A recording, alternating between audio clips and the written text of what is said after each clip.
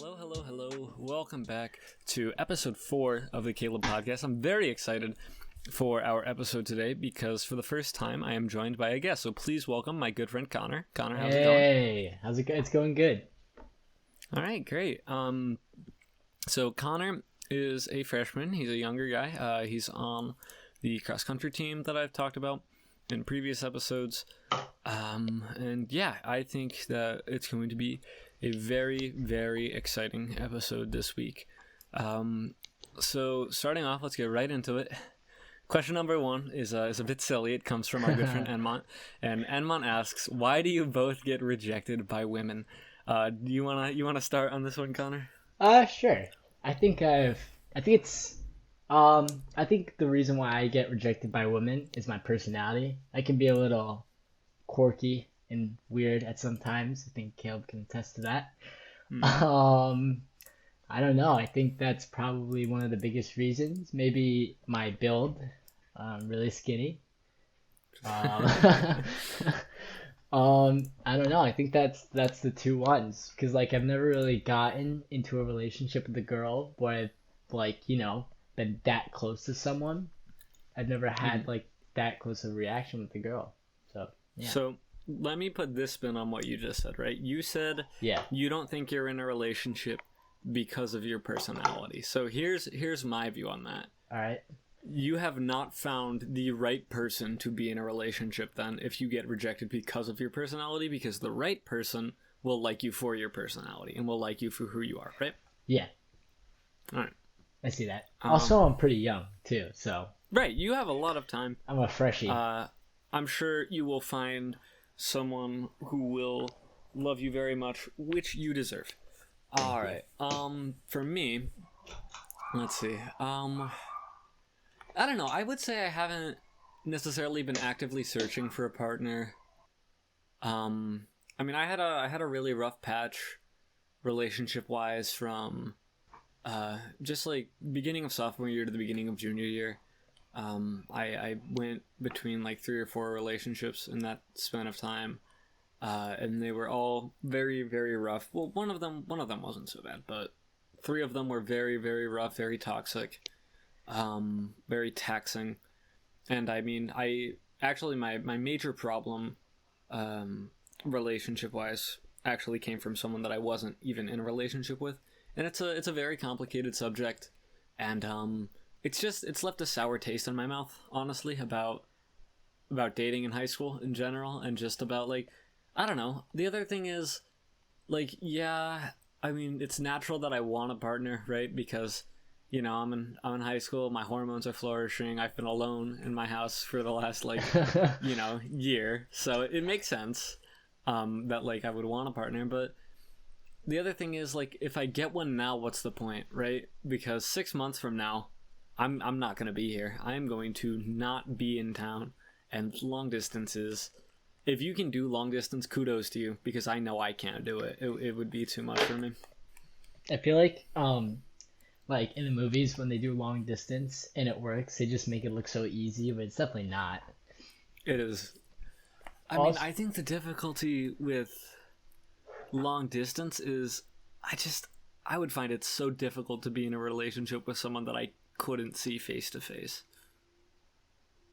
Yeah. Oh, also, I feel you see I know you don't have TikTok, but you have Reels and stuff like that. You see a lot of young couples, just right. posting together. And there's a big expectation. Exactly. There's a big expectation, and also I think that social media couples are bullshit, dude. I agree. I really do. Because I think everyone posts them looking the happiest. Everyone posts them everyone posts they've met the love of their life. And the fact of the matter is it's someone they've known for 6 months and who hit them up because they were horny. Also, this is for all the freshmen out there. Literally, a lot of them, Valentine's Day, were posting on their stories, "I love you." You don't love them. You don't know what love is. I don't know what love is. And I doubt that those relationships are just going to last any long. It's I think it's cap. Yeah. PSA, freshman relationships are stupid. Exactly. I I have not met a single person who has had a relationship last from freshman to junior year.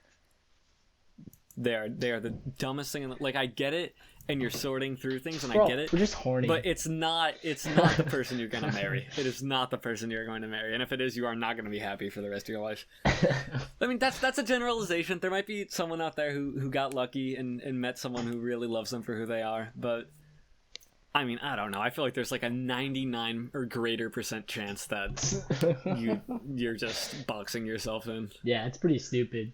I think also part of it is just like you feel good about yourself and you like you get like the kind of like the attention, like, you know, from another person. For sure.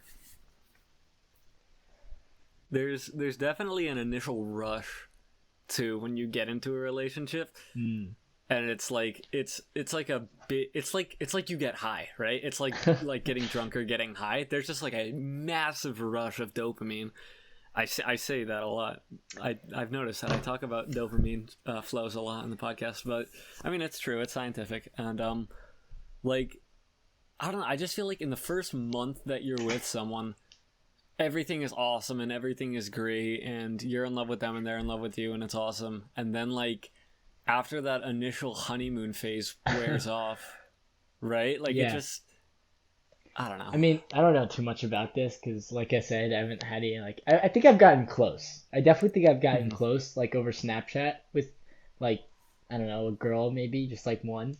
But, like, you do get a thrill, you know? Like, even if you're not in that stage, just talking to a girl. I don't know if this is just me, but... No, that's everybody. Everybody gets everyone gets the butterflies when you're talking to someone. And even, it might not even be someone you like. If you are talking to someone who you are attracted to and you don't necessarily have a crush on, it's like a big thing. Yeah. I've talked to you about this at practice, how, like, you know, I FaceTime someone to help her with their side. Like, that's where I get my butterflies. So it's like, it's someone that you find attractive, but you wouldn't necessarily want a relationship with. Yeah. Okay. All right. To get back to the root of the question, I mean, I don't really know because I haven't necessarily been rejected. I mean, I guess. Oh, what a show off! I'm trying to think. Relax. I'm trying to think. Chill on me. No, I have. I've been rejected. I've never been like rejected to my face, but I've been like ghosted. I think talking to people and like relationship wise over social media and over text is just, it's so ingenuine, and you have to try so hard, I think, like to actually I have a story. So there was a girl that added me on Snapchat who I thought was very cute, and I like for 2 days I was like, how do I do this? Like, how do I start a conversation? And like, I asked a bunch of people and they were just like, just send a selfie and she'll send one back. And like, after 2 days, I took a selfie and I sent it to the person I was talking to. And I was like, is this a good selfie? And she was like, yeah, you're fine. And I sent it to her and I got left unopened. And it was just like, damn. Like, shit. Wait, you asked her if it was a good selfie. The girl you had a crush Not on. her. Okay. My other friend. Well, I mean, some girls are just like that, you know? Some people are just like that. You know, sometimes you get undelivered for so long. Sometimes you get unopened, or she just doesn't like you. Well, that's why I also think, like, there's definitely a sense of imposter syndrome. What's that? Where it's basically the concept that you are not the person in real life you portray yourself as on social media and on the internet. And it's something that, like, a lot of streamers struggle with. Like the fact that their stage personality maybe isn't the same way they act in real life. And I definitely think that over social media, when some guys talk to girls, they are not presenting themselves. They're presenting a different version of themselves that they've buttered up to get with this girl. Yeah. And then, like, if you end up in a relationship with that person, you're not going to be happy because they're not in a relationship with you. They're in the relationship with this version of yourself that you made. I see that. I think I definitely might have done that, like, once. Oh, I've done it. Yeah. I think we've all done it at some point. I don't know. I try to keep everything as genuine as possible, especially during the, like, right now recording the podcast and when I'm streaming. I really, really want to stay genuine and be myself because I spend a lot of time doing this. You know, it's like a little over an hour of recording every week. Then there's, you know, half an hour to an hour of editing each episode. And then there's also 1 hour to 2 hour streams every night. The streams are the goat. That is a lot of my time. By the way, guys, if you haven't checked out Cayeluhb stream, same time plug. Oh my. Yeah, that's dope. But yeah, I mean, I definitely want to be as genuine as possible here, because if I'm not, I spend so much time doing this. It's just like, I don't know. I just don't think it's healthy. It's like, yeah, well, it's also like it could just ruin the relationship with the person you're with. I mean, like if you meet in person finally, and then you just act differently. You know, like what is that person? I mean, maybe that's a good thing, or maybe that's a bad thing. You know, it all depends on what the other person feels. Right. So to circle back to the original question, my final answer for why I get rejected is this: A, I am not actively looking for a relationship at the moment. B, I'm trying too hard. And C, I cannot talk to people in person because I feel so awkward over the internet. I feel so much more comfortable in person. I'm a very extroverted person. I like looking at someone face to face and talking to them like that. I think that for my final answer, I think girls don't like me because I'm just too shredded. Right. Yeah. That must be it. Yeah. Also, who needs girls? We have the boys anyways. Go on a run with the boys. Easy run, 25 minutes. That's true. That's all you need. You don't need no girl in your life. All you need is a run. That's true. Running solves everything. Running does solve everything. Next question comes from another big proponent of the podcast, big fan, big supporter. Huge shout out to her. From our good friend Ursula. And Ursula asks, are soulmates real? What are your first thoughts on this, Connor? I don't know. See, this is a really complex question, you know. But I believe in love. I think it's a thing. But I think like soulmates is a whole another level that I'm not sure if I believe in it or not. Because I believe that there are people out there who you can love, but I'm not sure that like you're bound to someone like in that kind of level. And it depends on how you define soulmate. You know, if it's similar to love, if it's another word to for love, or it's just like extreme. You know. I don't know. So for the purpose of this discussion, let's define soulmate as like soulmates are a set of two people that are perfectly made for each other to fall in love with each other. Your perfect match. Let's go with that.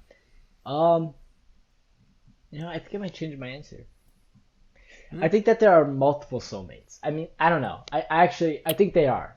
But there's not just one, but there's multiple. Because, like, there's so many people in this world.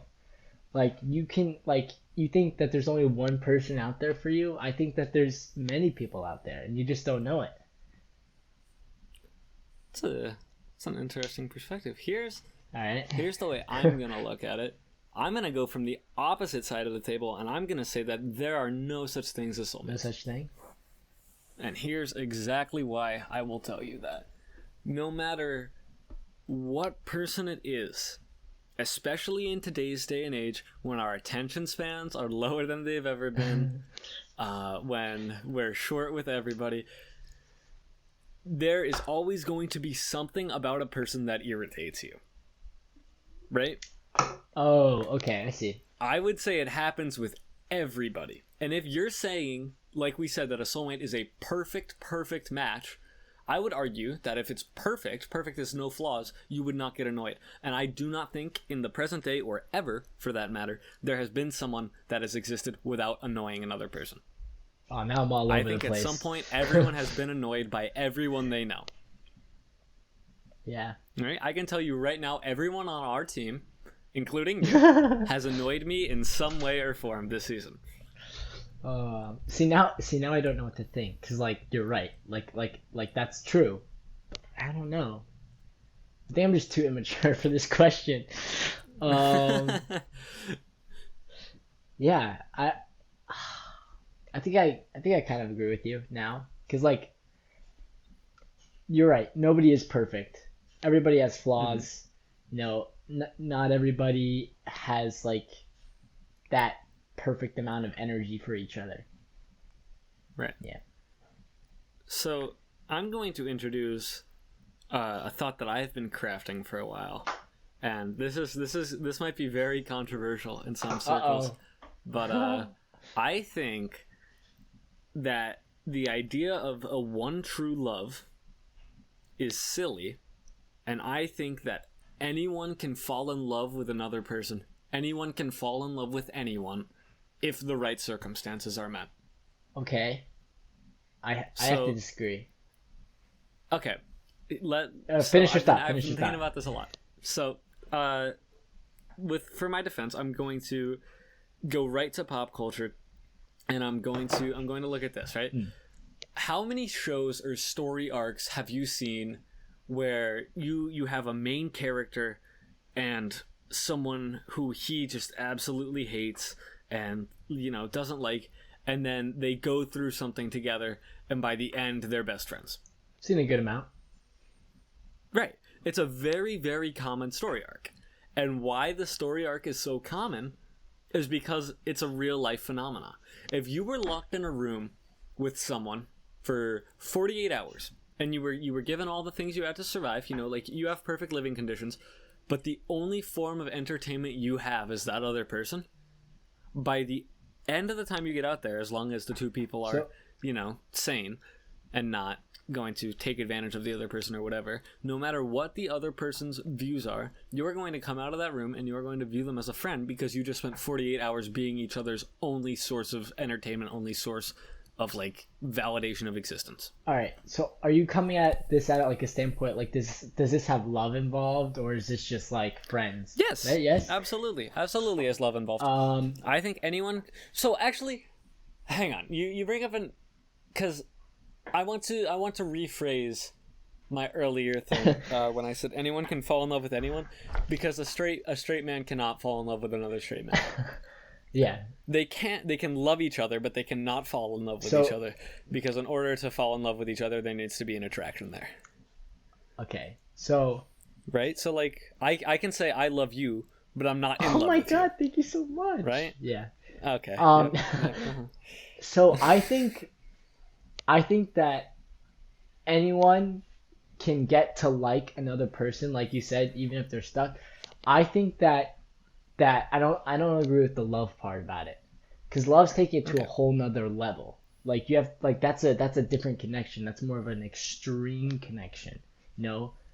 I just don't think that anyone can love anyone. Really? Yeah. I don't know. I think I feel like you either have the feeling or you don't. I guess you can get to know a person and and you can get to see them, but I just don't think if it's not there, it's not there.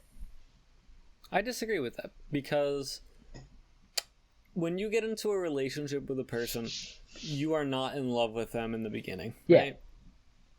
Right. But then think about your parents, right? When they got together, they weren't in love. Mm-hmm. But as their relationship developed, they fell in love. And I talked about this on the last episode, which dropped on Wednesday, by the way. And if you haven't listened to it, you should listen to it and go catch up on youtube.com/c/ the perfect plug. Or just Cayeluhb. Yeah. Just the idea of falling in love at first sight, or I just don't think that's a thing. I think that love is built in a relationship, and every relationship requires different circumstances for that love to be built. But I think there are those circumstances in every relationship. It's just certain relationships have not found those circumstances. See, I still disagree. I don't know. I think that you can, I'm going to reiterate, I think you can develop a relationship with a person, but that doesn't mean love. I just don't, if you don't like a person, then how can you get to love them? I can see that you getting to like the person. I just don't, I don't know. I think that's what I don't know. I'm just not one for the movie cliche that you fall for someone or whatever. I think love is constantly all around us. I think it's an energy force, and there's always someone that loves you, and you always love someone. Well, I agree with that. I just don't think that it can be anyone. Well, it could be, but I think it has to be, a two-way thing, a compatible thing. Right.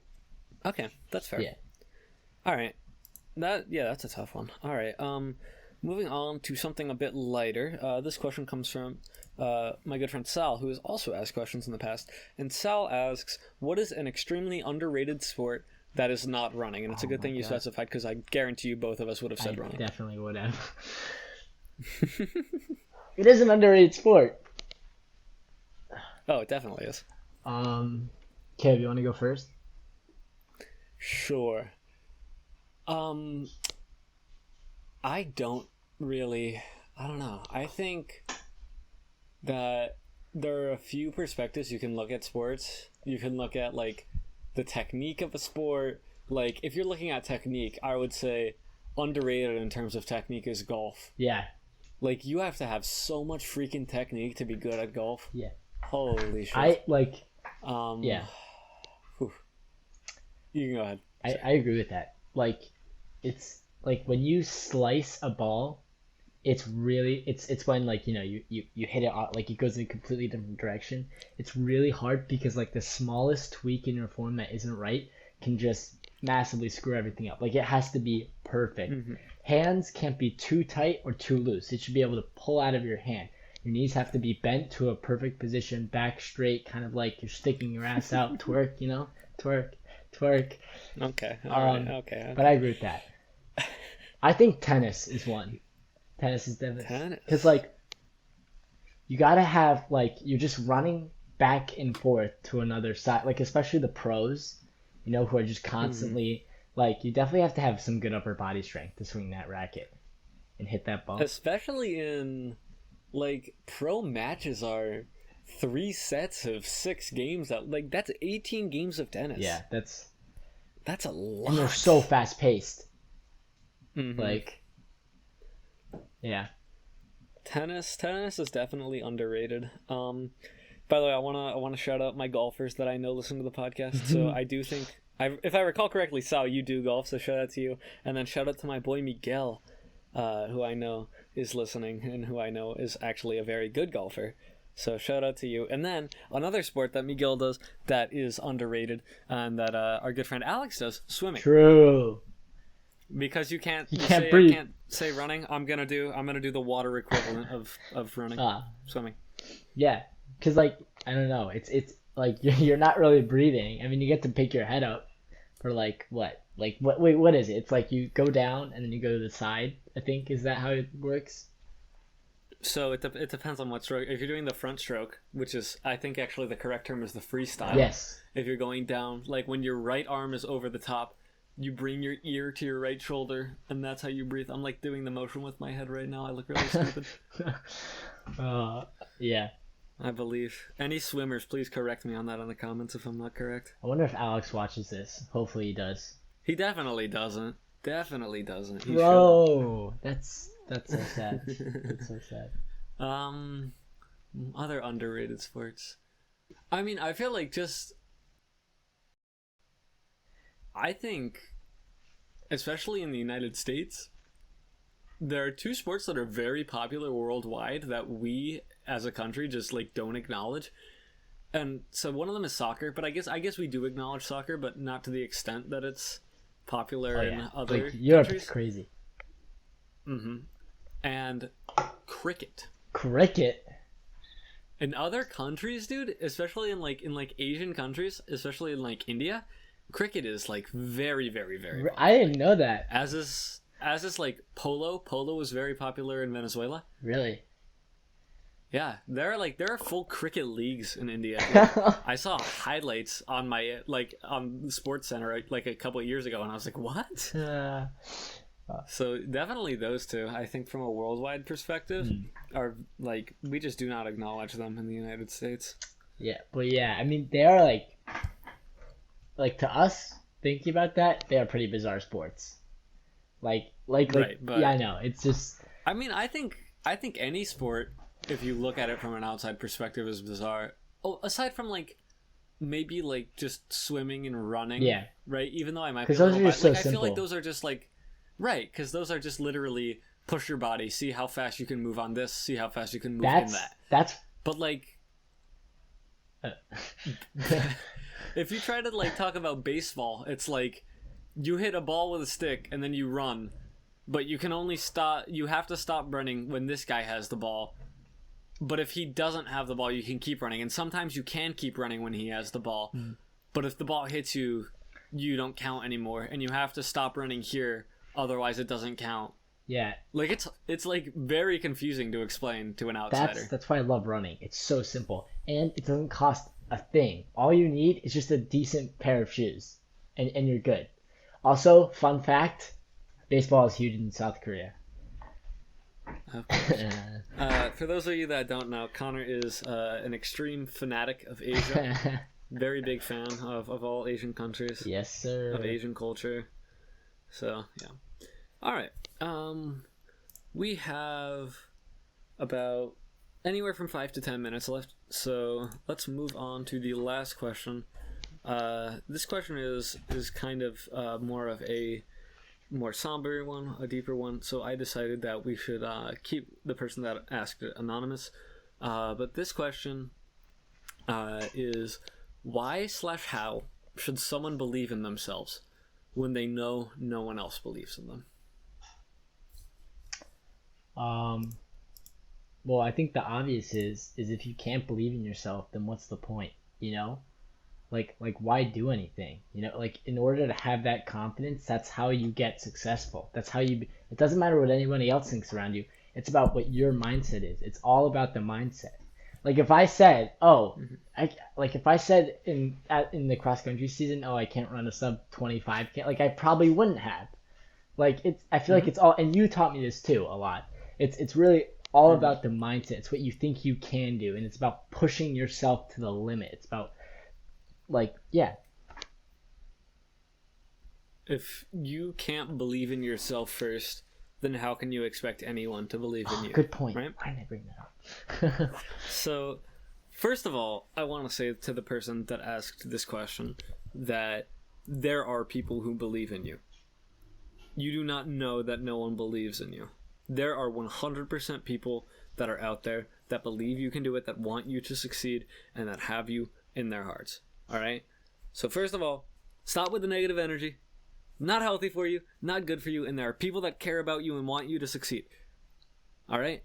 I am one of them, okay? I know this person. I know who asked it. I am 100% one of them. I want to see you succeed in everything you do, and I believe in you. So because I believe in you, and I'm the guy running the podcast, and I'm important, you should believe in yourself. And he's varsity. And I'm varsity, right. Respect your seniors, guys. Especially you freshmen.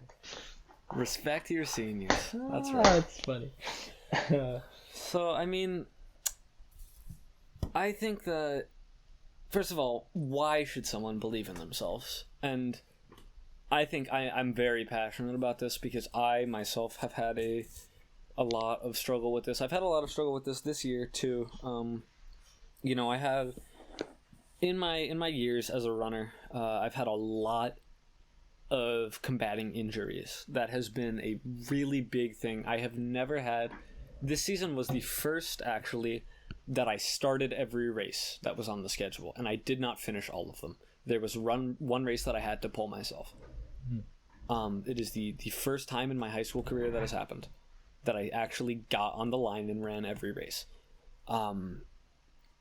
So why should you believe in yourself? I think a better question is, why shouldn't you? What do you have to lose by not believing in yourself? What benefit do you get by not believing in yourself? You have nothing to lose, but everything to gain. Exactly. I mean, if you don't believe in yourself, you are not going to do well. It's just like this is a bit of a tough love thing, right? And this is something that you have to pound into yourself in anything. This is applicable to anything.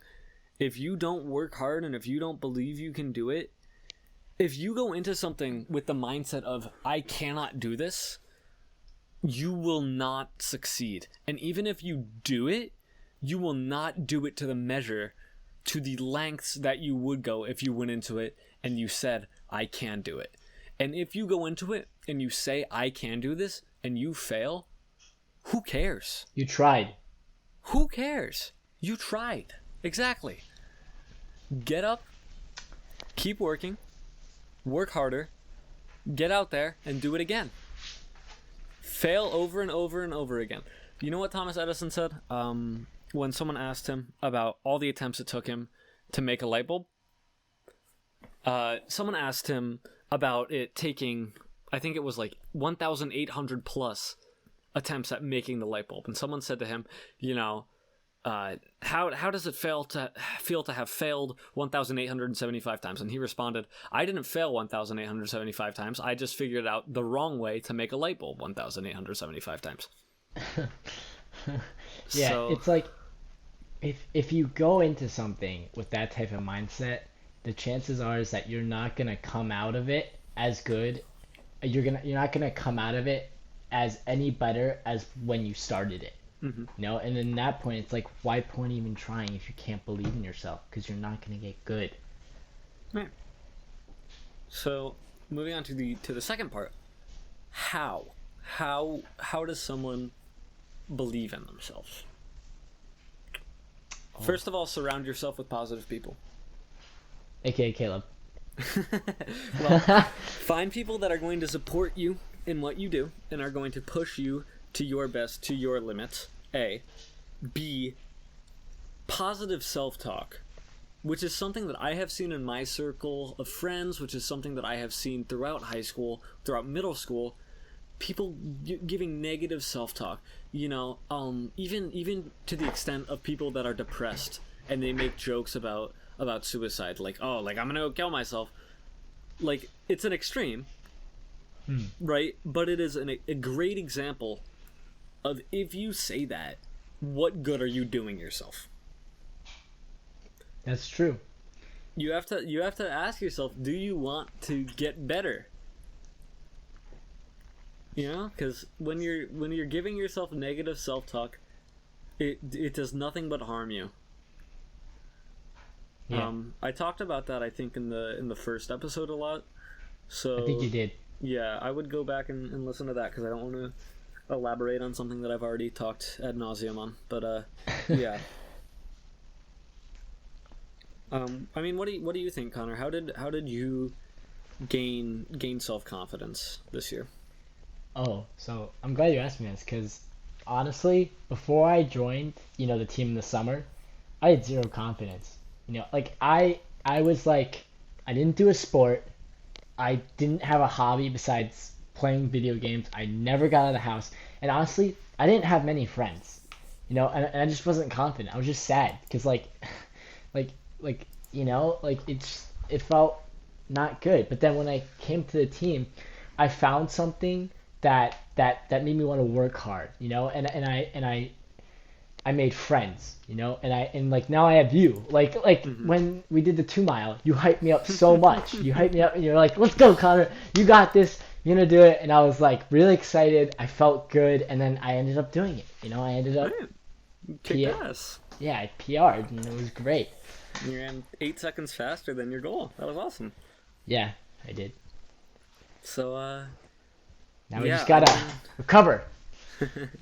and I think that goes back to what I was saying in the beginning, is just find something you love, surround yourself with positive people, and people that are going to help you and push you towards your goal.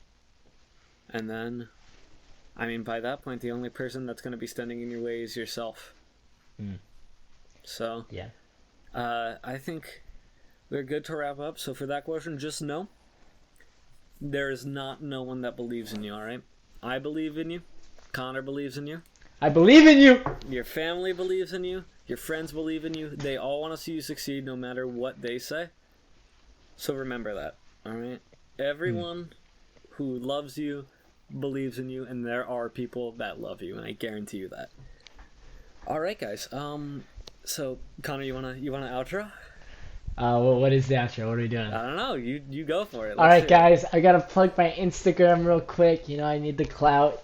It's at Connor Pensa 8, no spaces, all lowercase.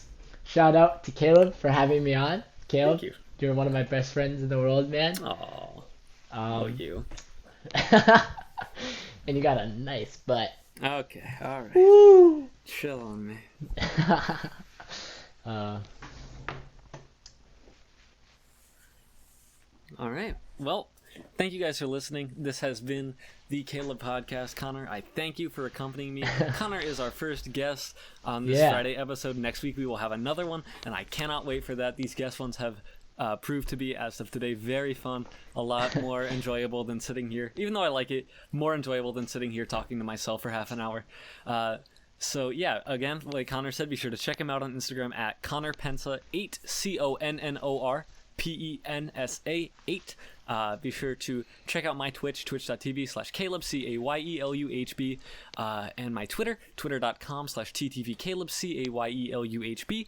There will be links to both of them in the bio. My music is also on my YouTube channel. This episode is going to be, again, on YouTube and SoundCloud. Thank you for supporting. If you have any questions, again, send them to dbdcaleb@gmail.com, dbdcaleb@gmail.com. That email will be in the bio of the YouTube video. So yeah, that's all I have to say. Thank you guys so much for listening. This is Cayeluhb. I'm joined by Connor, wishing you a good day.